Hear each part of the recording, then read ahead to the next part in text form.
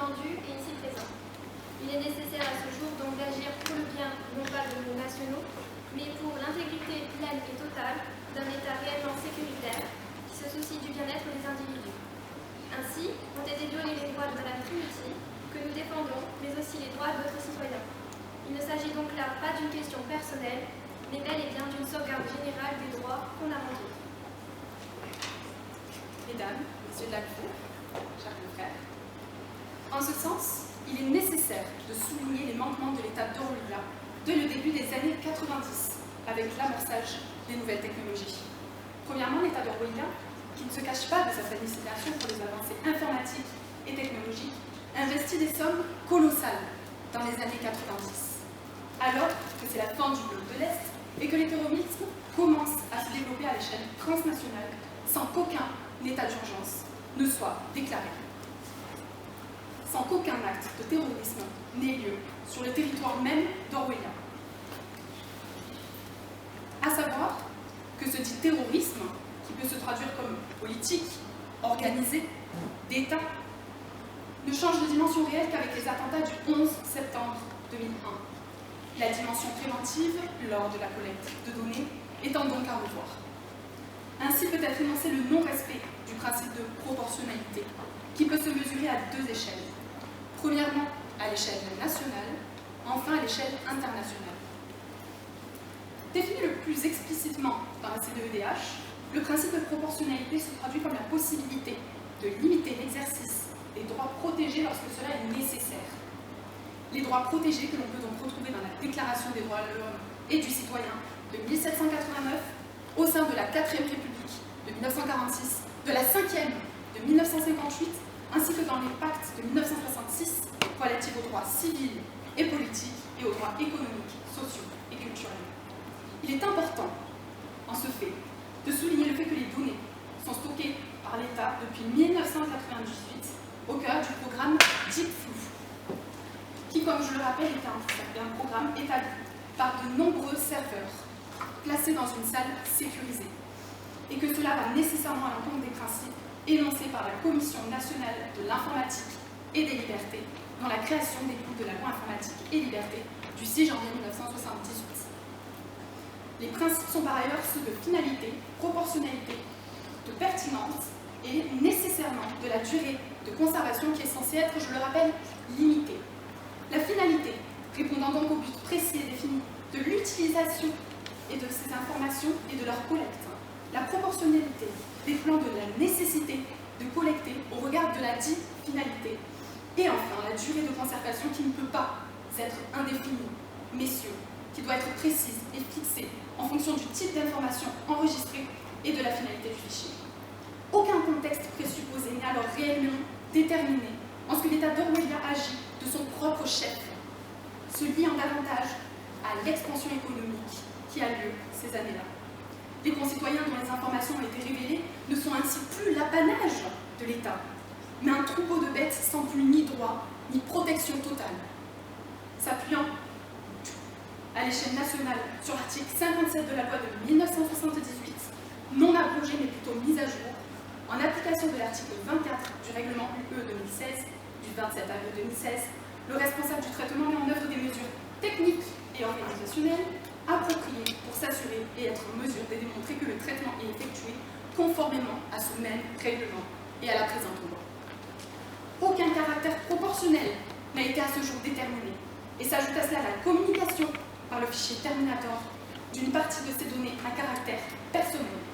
Une interrogation peut tout d'abord se poser, mesdames et messieurs, pourquoi un partage de données se fait-il entre ces deux États, sans contrepartie pour la Matrix State, alors même que la guerre contre le terrorisme, de par ses définitions, se fait contre une partie dite non identifiable?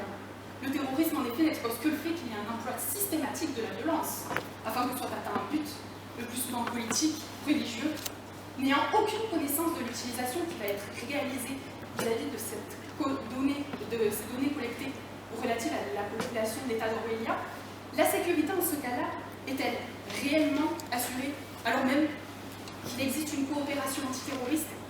De plus, ce transfert de données, qui a eu lieu en 2013, doit être réalisé en corollaire avec l'expansion du cyberterrorisme. Il est pourtant autorisé alors que peut-être à cette période-là garantit une sécurité totale des données à caractère personnel.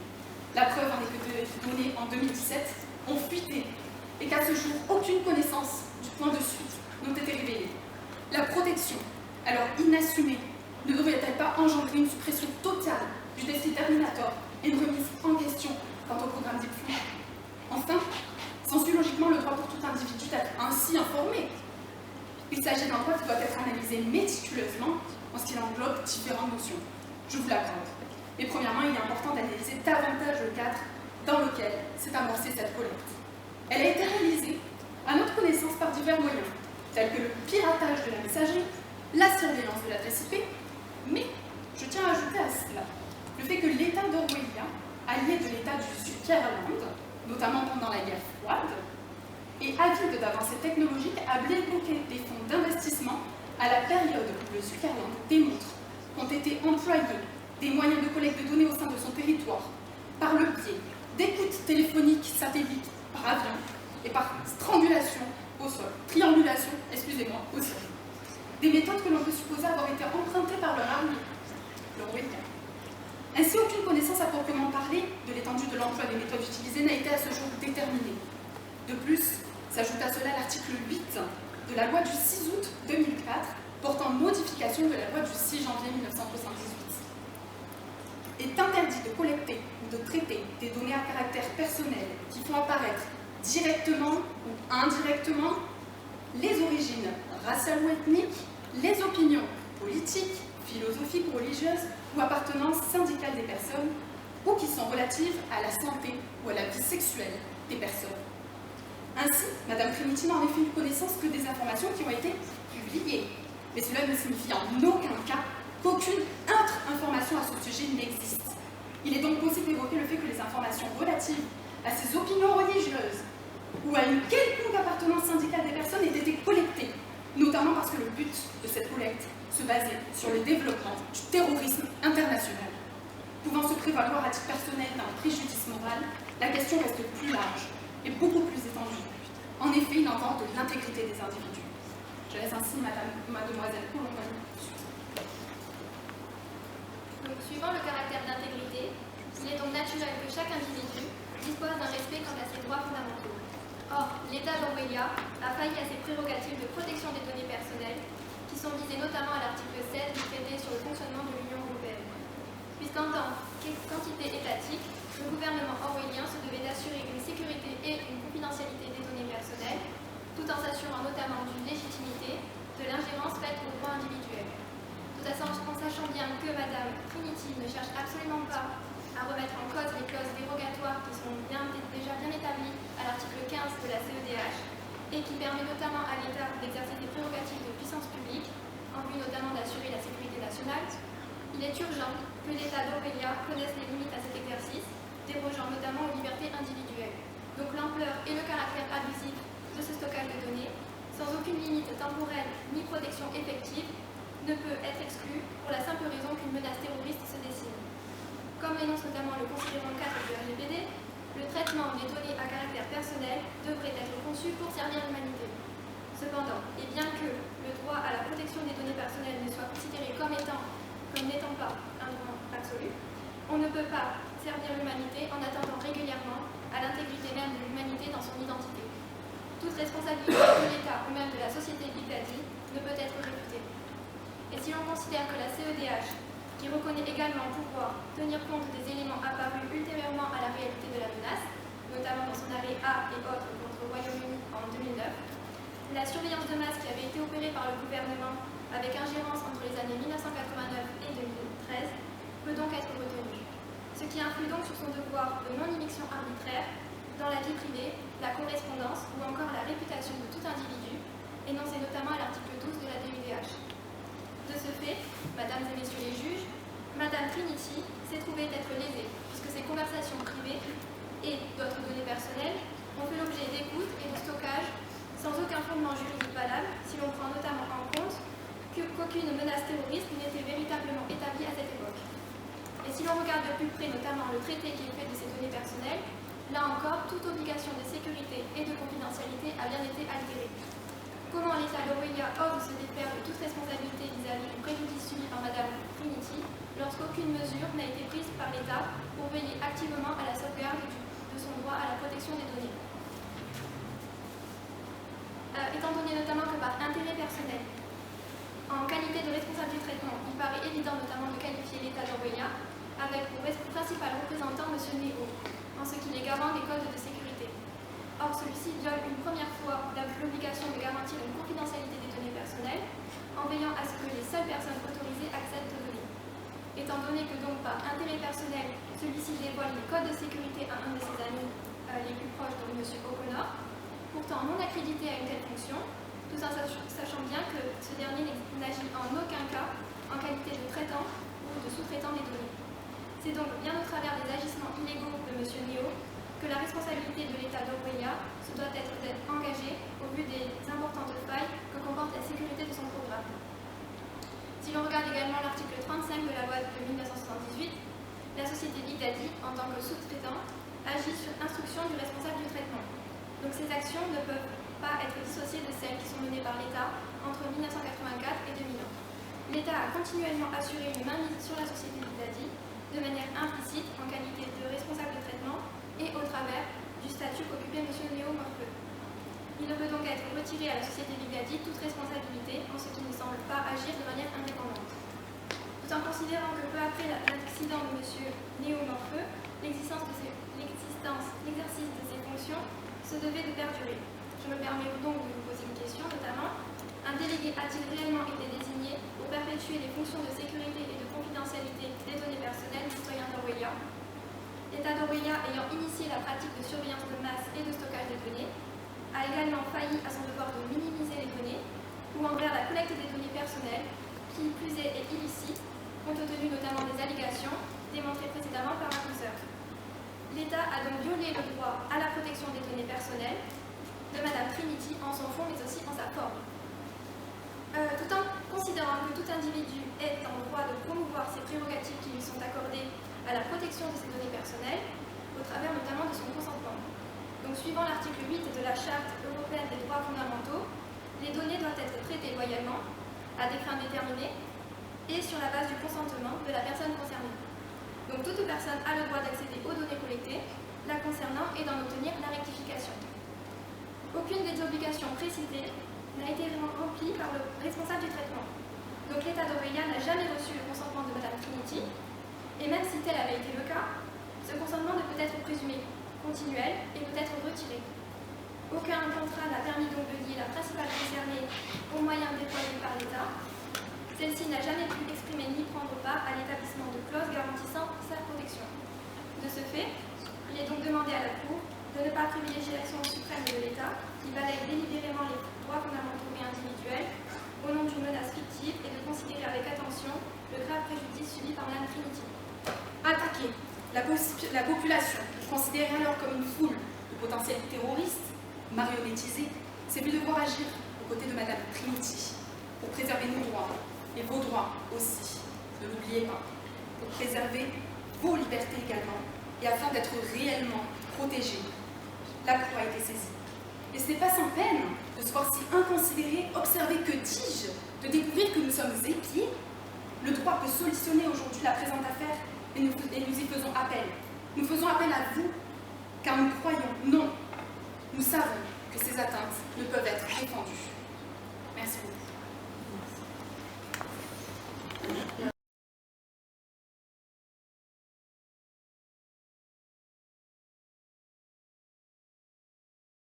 Mesdames et messieurs les membres de la Cour, je vous remercie. Je vous présente Maître Chatry, représentant de l'État d'Orwella. S'agissant de la compétence de la Cour à intervenir sur cette affaire, nous tenons en premier lieu à faire observer que selon l'article 35 de la Convention européenne, la compétence de la Cour s'établit en observant l'accomplissement de 4 conditions.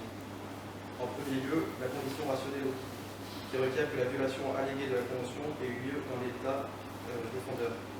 En l'occurrence, le lieu est respecté puisque l'action du programme DIFLU s'exerce sur le territoire de l'État d'Orwella. Dans un second temps, la condition rationnelle temporiste qui exige que les faits litigieux se soient réalisés dans la durée d'exercice de la Cour. Ce qui est ici le cas puisqu'il se produit à partir de l'année 2001. La condition rationnelle matérielle intervient enfin et tient à la compétence matérielle de la Cour, notamment en ce qui concerne les limites des articles de la Convention. On peut citer notamment les arrêts Glass et autres contre Allemagne de 1978, qui établit que les sociétés démocratiques se trouvent menacées de nos jours par des formes très complexes d'espionnage et par le terrorisme, de sorte que l'État doit être capable, pour combattre efficacement ces menaces, de surveiller en secret les éléments subversifs opérant sur son territoire. Ensuite, on peut citer également l'arrêt Szabo et Bicsi contre Hongrie de 2016, plus récent celui-ci, qui vient préciser la notion de stricte nécessité. Toutefois, la surveillance secrète des citoyens n'est tolérable que dans la mesure où cela est strictement nécessaire à la sauvegarde des institutions démocratiques. La condition rationnelle personnelle, enfin, s'attache à la personne à qui on reproche le litige. En l'espèce, la violation de la Convention doit pouvoir être imputable à l'État. Or, du 18 juillet 2001 au 14 juillet 2005, l'entreprise Vitality est possédée par des investisseurs privés. À ce sujet, la jurisprudence de la Cour est fournie et déclare incompatibles les requêtes effectuées à l'encontre d'un particulier, comme le montrent les arrêts contre le Royaume-Uni du 10 décembre 1976 et Durini contre l'Italie du 12 janvier 1994. Pour ce qui est des faits ayant eu lieu après la date du 14 juillet 2005, nous ne contestons pas l'implication de l'État, mais nous savons toutefois qu'en 2013, l'État d'Orwellia déclare l'état d'urgence en vertu de l'article 16 de sa Constitution et de l'article 15 de la Convention européenne. Certaines valeurs que nous protégeons tous ici, ou du moins nous l'espérons, telles que les droits fondamentaux, véritable héritage des précédentes luttes, doivent être garanties. C'est à cet égard que face à la hauteur de cette Cour et de ce qu'elle représente, nous allons démontrer que la liberté de chaque citoyen et les garanties de sécurité sont le résultat d'un consensus que l'État d'Orwellia s'efforce d'équilibrer. Madame Trinity se sent particulièrement lésée. Elle est également suivie par d'autres personnes au cours de ses démarches face aux juridictions internes de l'État d'Orwellia. Pour que cette Cour cerne le réel problème de ce litige, une condition préalable se doit d'être remplie, à savoir l'existence d'un préjudice important. Cette condition est disponible à l'article 35, paragraphe 3 de la Convention européenne des droits de l'homme. Mais quel est donc ce critère de préjudice? Le préjudice, c'est le dommage qui est causé à autrui d'une manière volontaire ou involontaire. Le préjudice peut être causé par le fait d'une personne, par le fait d'un animal, ou d'une chose, ou encore par la survenance d'un événement naturel. Le préjudice peut affecter la victime dans son patrimoine. Dans ce cas, il consiste soit dans une perte, soit dans des dommages causés au bien, soit encore dans la suppression ou la diminution de revenus. Madame Trinity n'a aucunement été atteinte dans son patrimoine, si ce n'est par ses allers-retours face à toutes ces juridictions. Concernant la notion d'importance, elle incarne la place, le rôle, l'intérêt ou les conséquences possibles sont considérées. Le caractère de cette importance du préjudice n'est pas à prendre à la légère. Nous avons le recueil d'informations sur une personne avec une prétendue adresse IP, une profession et un nom face à des prérogatives de lutte contre la criminalité. Malheureusement pour l'État d'Orwellia ainsi que Madame Trinity, les terroristes ne mentionnent pas encore leurs activités dans leur CV. Et les enquêteurs, usant du peu de moyens qu'ils ont, tentent de traiter le cas d'un maximum d'individus sur le territoire et ailleurs avec les alliés internationaux. La question ici est de savoir si elle a subi un autre type de préjudice pour prétendre être indemnisée. Le caractère du préjudice moral ne peut être entendu car la demanderesse a expressément donné son consentement pour la publication disponible en annexe 4, contenant diverses informations personnelles à son égard. À partir de ce constat, plusieurs éléments semblent ressortir de ce litige. Madame Trinity, qui semblait particulièrement lésée par le fait que des informations personnelles soient recueillies à son insu, n'est absolument pas lésée que la publication de M. Pygmalion fasse le tour du monde avec ses informations personnelles. De plus, lorsque Mme Trinity a donné son consentement à M. Pygmalion pour la publication de ses informations personnelles, ce dernier faisait alors partie des services de renseignement de l'État de Matrix States, ce qui explique la particulière attention portée à la messagerie privée de Mme Trinity, qui n'est visiblement pas lésée cette fois-ci d'échanger avec une personne aussi particulière. En ce qui concerne les actions menées au travers du programme Flou, je tiens à rappeler qu'elles n'ont été effectuées qu'avec un seul but: protéger les citoyens de l'État d'Orwellia et par extension ses institutions. J'ajoute également que la sécurité ne s'oppose pas à la liberté. Au sujet des articles de la Convention qui ont été prétendument bafoués par le programme Flou, il convient de les observer successivement. Pour ce qui est de l'article 8, tenant au respect de la vie privée et familiale, certaines limites à cet article existent et sont consacrées par la jurisprudence de cette Cour, notamment par l'arrêt Classe et autres contre Allemagne cité précédemment. Au sujet de l'article 10 sur la liberté d'expression et par extension la liberté de la presse, bien que les défenderesses de Mme Trinity n'aient pas jugé utile de l'aborder dans nos mémoires alors même qu'il avait été invoqué afin de saisir cette Cour, je me contenterai de vous faire observer que la liberté de la presse existe dans l'État d'Orwellia, en témoigne entre autres la possibilité tout à fait admise de publier des articles contestataires à l'État et à ses actions, et également garantie par le pluralisme des médias.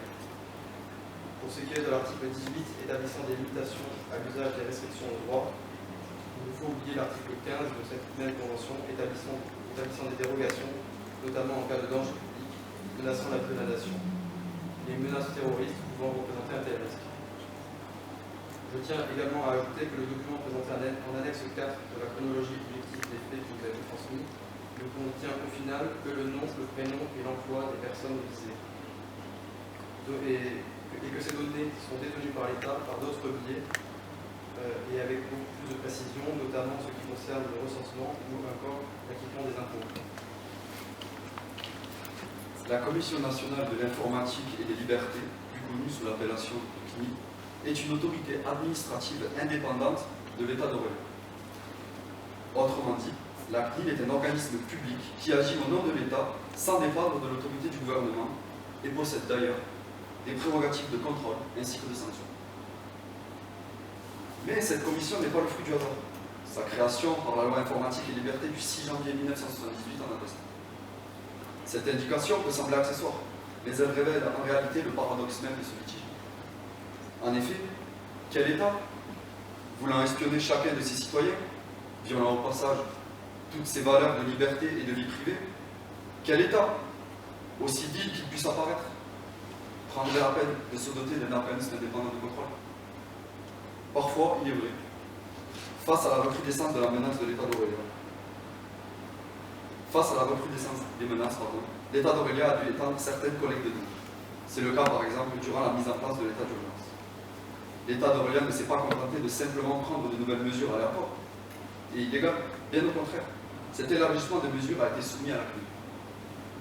Mais après une année entière, sans réponse de l'organisme et face à la primauté des questions de sécurité intérieure, les nouvelles mesures ont légalement été prises. De surcroît, la CNIL demeure être une administration de l'État. Elle est donc soumise à ses lois.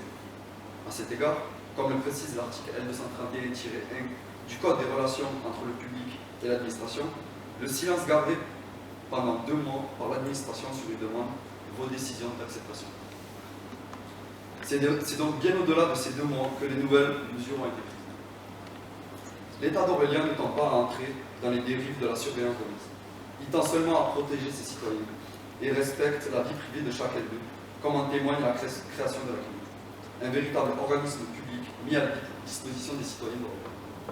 Madame Trinity doit sans doute l'ignorer, mais la CNIL, et plus précisément l'ensemble des services qu'elle propose aux citoyens d'Orwellia, aurait pu largement lui permettre de consulter et même de faire effacer la plupart des informations collectées à ce sujet. En effet, peut-être que cette information aurait pu éviter selon périple Cotillon. Plaise à la Cour de dire et juger que des excuses publiques sont dues par Madame Trinity à l'égard d'Orwellia dans la presse générale et spécialisée. Que les requérants doivent être condamnés aux dépens, au remboursement de tous les frais impliqués par la procédure et également au remboursement des honoraires des avocats de l'État d'Orwellia. Madame la Présidente, Mesdames et Messieurs les membres de la Cour, merci.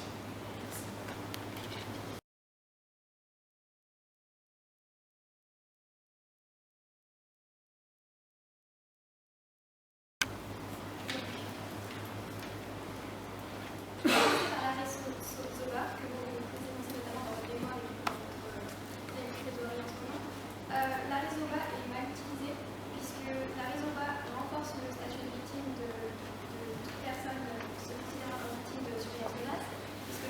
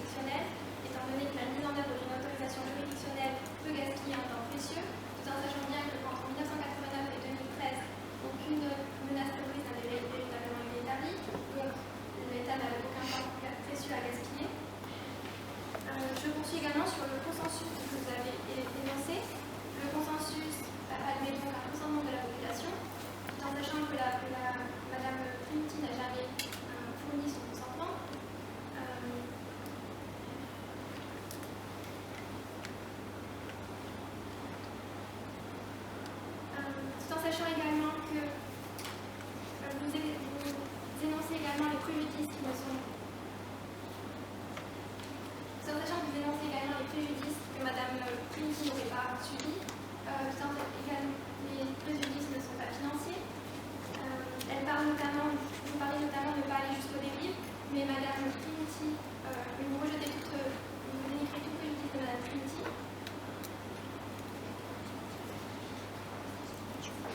À savoir une chose, quand Mme Trinity parle d'indemnisation, elle ne parle pas d'une somme financière précise. Un euro symbolique et des excuses suffiraient. J'ajoute à cela le rationné temporis que vous avez mentionné notamment dans les arrêts. Ce rationné temporis traité s'applique avant la CEDH.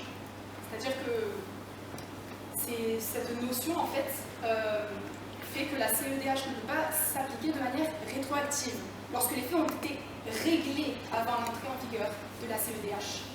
Toutefois, les faits ont lieu après également cette entrée en vigueur. Enfin, je voudrais revenir sur 2 points.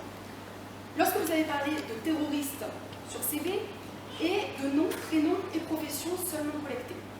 Je sais, j'ai conscience qu'il faut statuer en droit, mais il faut également statuer en fait. Dans les années 2000, savez-vous que le cyberterrorisme s'est développé? Il s'est accentué à une vitesse improbable. Aujourd'hui, toutes les 6 minutes, 177 000 virus attaquent nos ordinateurs. Et le virus Pegasus, qui est actuel, c'est un virus actuel dont je parle, il peut collecter toutes les données de nos téléphones sans que nous nous en rendions compte, simplement parce que nous avons des données cellulaires. Le cyberterrorisme, à cette période-là, est une notion à nécessairement prendre en compte. Savez-vous pourquoi, messieurs? Parce que, je vais vous le dire, qui dit qu'un groupe terroriste, de cyberterroristes, excusez-moi, n'a pas eu accès à la Deep Blue de 1998 et n'a pas manipulé les informations pour se rendre plus innocent, justement? Dans ce cas-là, pourquoi collecter des données? À quoi cela sert? Je vous pose la question, messieurs, dames, la Cour. À quoi cela sert? À rien. Cette collecte de données est illicite, parce que les terroristes peuvent agir. Pourquoi avoir investi des fonds colossaux pour collecter des données dans un système, dans un programme, au sein d'un programme que vous appelez la Deep Blue? Et pourquoi ne pas avoir investi en cybersécurité? Là, on protégerait nos citoyens, on protégerait nos données. Là, ce serait une mesure mise en œuvre sérieusement. Je peux ajouter à cela le cabinet d'essai PricewaterhouseCoopers, qui estime donc 177 300 le nombre de cyberattaques quotidiennes à travers le monde. Ce n'est non plus une affaire d'État, messieurs, c'est une affaire internationale, tout comme le terrorisme.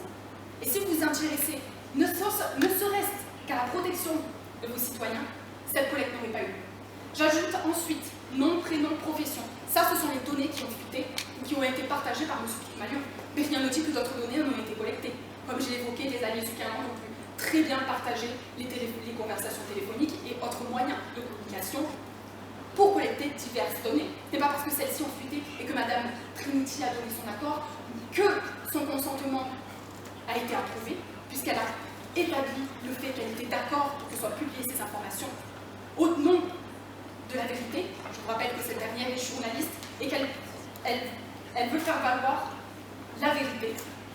Enfin, je tiens à vous informer qu'en 2006, ça commence à dater, un virus toutes les minutes dans le monde.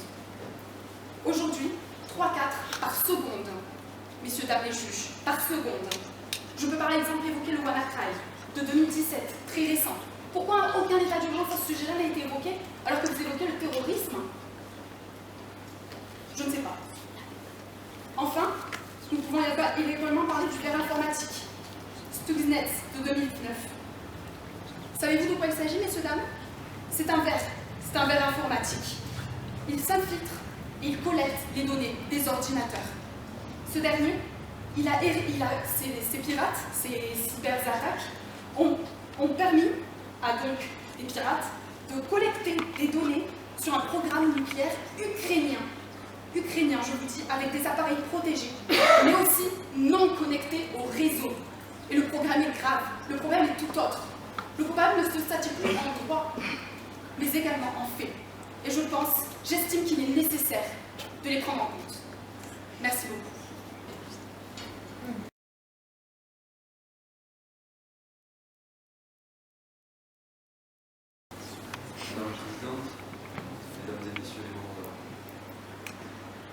vous avez l'air assez scandalisé par cet espionnage. Et moi, je suis scandalisé par autre chose. Le fait que vous prononciez ces mots. Une simple raison terroriste. Une simple raison terroriste.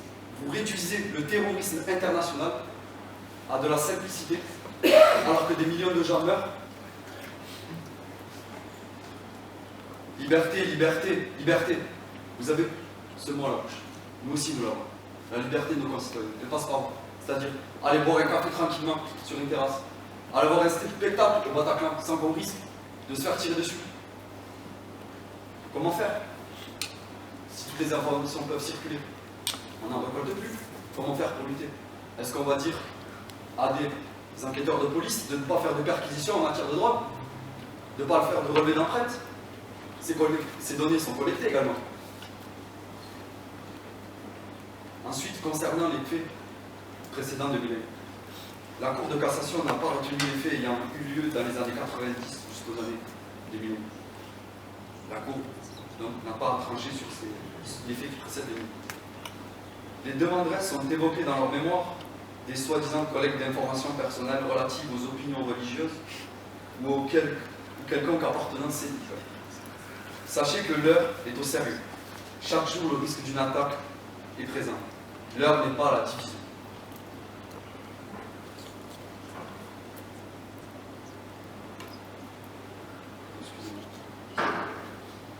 Le simple fait d'évoquer ces informations constitue et prouve votre manque d'intérêt pour ce litige. Que faites-vous des autres groupes terroristes, à l'image des FARC colombiens ou du FLNC Corse? La religion a-t-elle le monopole du terrorisme? Quand bien même le terrorisme n'est pas la seule menace. L'État d'Orwellia lutte contre toute forme de criminalité, qui, comme le suggère la mondialisation, ne connaît plus de limites, aussi bien frontalières que digitales, comme vous l'avez très bien précisé. Notre seul moyen de lutter est bien d'avoir un œil partout. Au sujet du mémoire qui nous a été transmis par le représentant de Mme Trinity, quelques remarques peuvent être observées. Tout d'abord, les représentants de Mme Trinity nous parlent d'un partage de données sans contrepartie entre les États d'Orwellia et United States. Or, pour qu'un traité soit valable, l'engagement de chaque État est requis, ce qui revient avec une contrepartie. Il nous est également indiqué que Mme Trinity n'a fait l'objet d'aucune condamnation. Or, si les documents que nous avons reçus ne mentionnent pas de condamnation, ils ne mentionnent pas non plus d'absence de condamnation. J'ajouterai à cela qu'une certaine proximité peut être observée entre votre plaignante et M. Pygmalion, membre jusqu'en 2015 du service de renseignement d'un État qui n'est pas le nôtre, et aujourd'hui sous le coup d'un mandat d'arrêt international. La jurisprudence Marper est enfin évoquée à ce sujet. Et on peut ressortir deux observations, avec tout d'abord le fait que Mme Trinity n'ait pas effectué de requête auprès de l'institution de l'État d'Orwellia afin de demander les passeports des données la concernant, et également le fait qu'en aucun cas la chronologie objective des faits n'aborde la conservation illimitée des données par le programme DITFU. Au sujet du programme DITFU, vous évoquez la possibilité pour des terroristes, ainsi des cyberterroristes, de modifier ce programme en y atteignant. Or, il n'est à aucun moment mentionné que ce programme est ouvert à l'Internet, donc accessible pour ces terroristes. C'est le principe du pirate. C'est le principe d'une cyberattaque. Accéder à des données alors qu'elles sont censées être protégées. Est-ce qu'on peut finir vos propos, s'il vous plaît? Alors, les demanderesses reprochent également à l'État d'Orwellia d'avoir dématérialisé les données recueillies. Mais quel autre moyen est plus efficace autant pour le tri que la suppression de ces données? Le monde change, les avancées technologiques de l'État lui permettent d'avoir de nouveaux outils formidables pour assurer au mieux la sécurité de ses citoyens. Pourquoi donc s'en priver? De plus, concernant ces données recueillies, le secret concernant celles-ci ne semble pas être une évidence pour tous. Que voudrait Mme Trinity? Qu'il n'y ait plus de secret défense? Que tous les criminels aient accès à ces informations? Je ne pense pas. L'État d'Orwellia a pour mission première la protection de ses citoyens.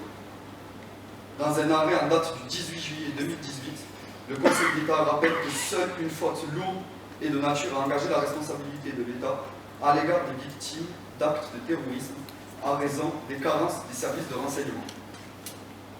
Cette jurisprudence consacre donc le droit et même l'obligation qu'ont les services de renseignement de l'État de lutter par l'enquête et donc par récolte de l'information contre le terrorisme. Tout d'abord, au sujet du sérieux des valeurs qui sont présentées en annexe 4 ces pièces qui nous ont été apportées, je tiens à faire observer que ce qui est nommé dans ce document adresse IP n'en est pas en réalité et il n'y a rien de plus qu'une suite de nombres avec quelques points, puisqu'une adresse IP, pour être valable et fonctionner, doit en effet être composée de 4 octets, soit 4 nombres séparés les uns des autres par des points. Or, on ne trouve dans ce document que 3 octets pour chaque adresse IP.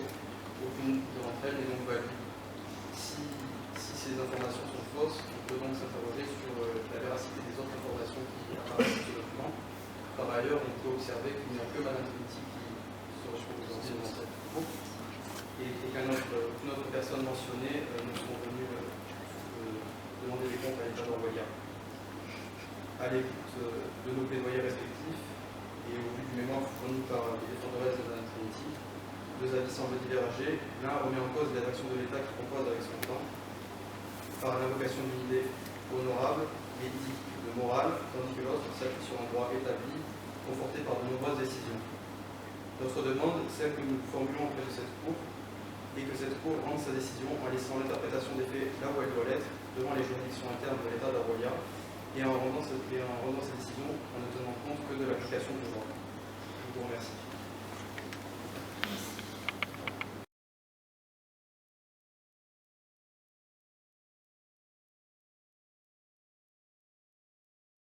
Vous dites que l'adresse IP est composée de 3 objets. J'estime que c'est pour protéger justement les données qui ont assez fuité, pour protéger les personnes elles-mêmes et pour ne pas atteindre du coup à la vie privée qu'on défend ici aujourd'hui de Trinity. Par ailleurs, je peux énoncer le fait que M. Dupont, donc avocat, a eu accès à la donnée selon laquelle elle serait la fille de Neomorphos. On peut se demander pourquoi et comment a-t-il eu cette information. Enfin, je reviens sur l'annexe 3, l'article de Elena Trumsky qui défend votre parti.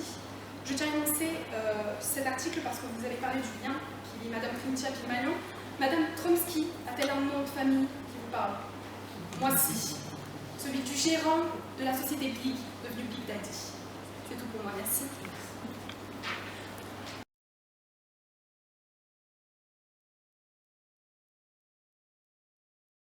Vous avez une minute. Tout d'abord, concernant Madame Trumsky, donc vous souhaitez citer une possible collusion entre Madame Trumsky, or elle n'est qu'une journaliste qui rend un avis. Par ailleurs, je tiens à faire remarquer que le défendeur devant la juridiction interne de l'État d'Orwellia de votre plaignante, les autres que M. Lipnik, sont dit, et que selon le règlement intérieur national de la profession d'avocat, son article 1er, l'avocat est tenu à un principe de désintéressement, ce qui n'est pas effectué puisqu'il défend son avocat pour ça. Ensuite, sur les adresses IP et la possibilité pour vous de supprimer un octet afin de mettre en avant l'anonymat, je tiens à faire remarquer une autre erreur dans ces adresses IP. Donc déjà, pour garantir l'anonymat, vous auriez pu utiliser par exemple masqué comme ça a été utilisé pour les autres erreurs. Ou alors des croix pour les chiffres. Cependant, il semble nécessaire de rappeler ici la composition contient une adresse IP, donc 4 octets, mais également la composition d'un octet, puisque chaque octet est composé de 8 bits, ce qui est le langage numérique, et un octet ne peut excéder la valeur de 255 en décimale. Or, dans chacune des adresses IP apparues sur ce document, aucune n'est valable, puisque chaque octet, il y a toujours un octet qui dépasse 255. Je vous remercie. Merci, voilà.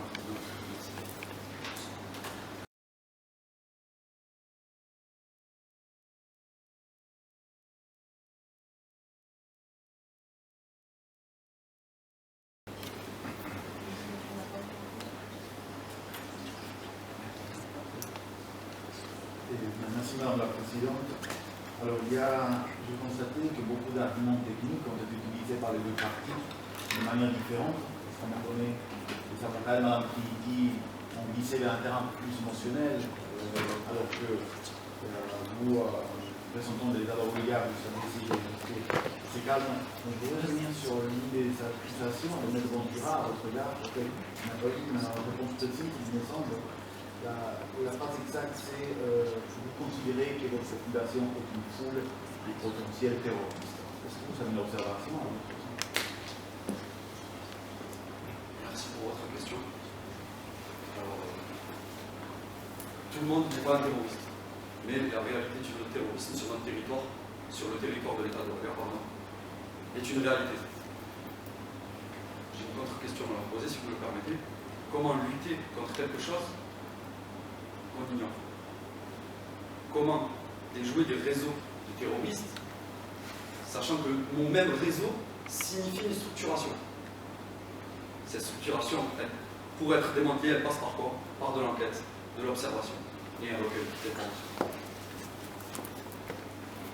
Le recueil d'informations ne peut-il alors pas être plus ciblé en demandant le consentement aux personnes directement, en ayant une certaine transparence informationnelle? Je vous l'accorde, la CNIL nous contrôle et vous permet d'être le plus juste possible.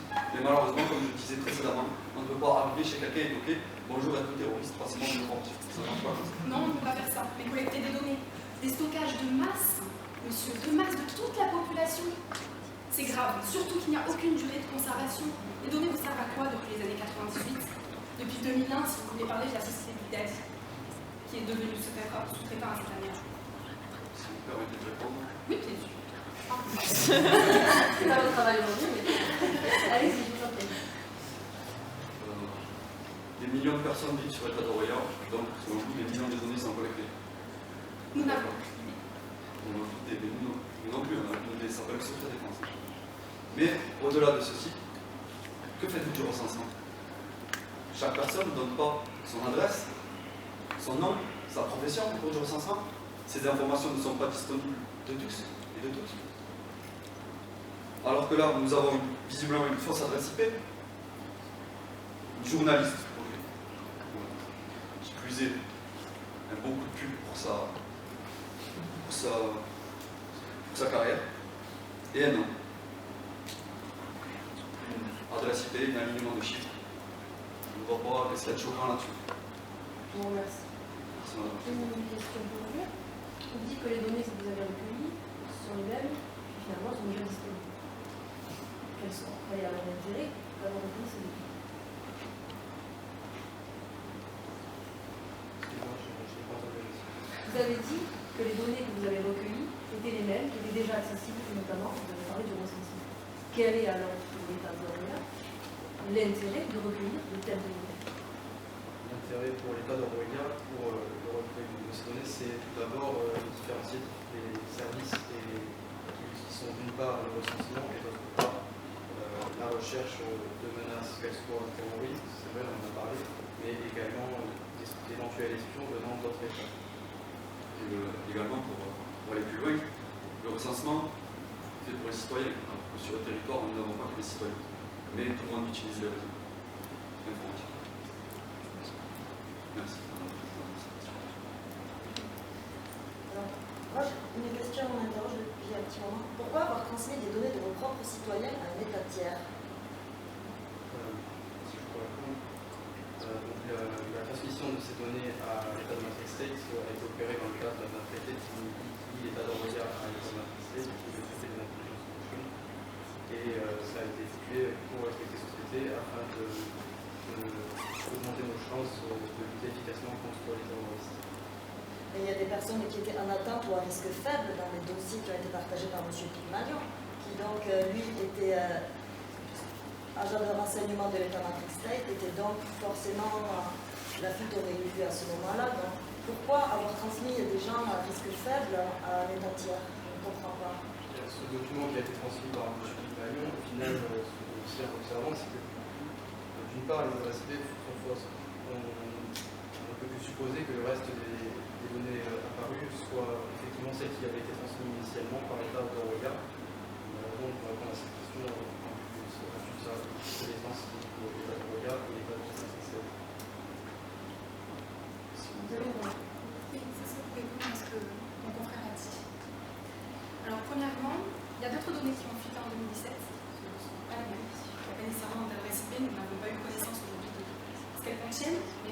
d'autres données ont fuité en 2017, ce qui prouve que d'autres données existent, et qu'elles sont potentiellement fausses. Si elles sont fausses, cela relève donc d'une erreur de l'État. J'ai su correctement collecter les données. J'ajoute à cela le fait de la transmission, remarque très instructive de Madame, de donner un transfert de données en fait, à un autre État. Une idée pertinente, mais si on ne peut pas identifier les terroristes et les groupes terroristes, pourquoi, même au sein d'une coopération antiterroriste, je l'accorde, est-ce qu'on transfère ces données personnelles collectées depuis des années alors qu'on ne peut pas identifier notre ennemi, le terrorisme? Dans quel but faire cela? Je n'ai pas la réponse et je vous donne la parole si vous en avez une. Merci Madame la Présidente. Ce que je ne comprends pas, pour citer un peu un domaine sportif, ce que vous venez de faire, j'appelle ça un contre-contre. C'est-à-dire que vous n'acceptez pas qu'on part sur un terrain où on transmet des informations à notre État, mais derrière vous revenez sur vos propos et vous cautionnez une coopération antiterroriste.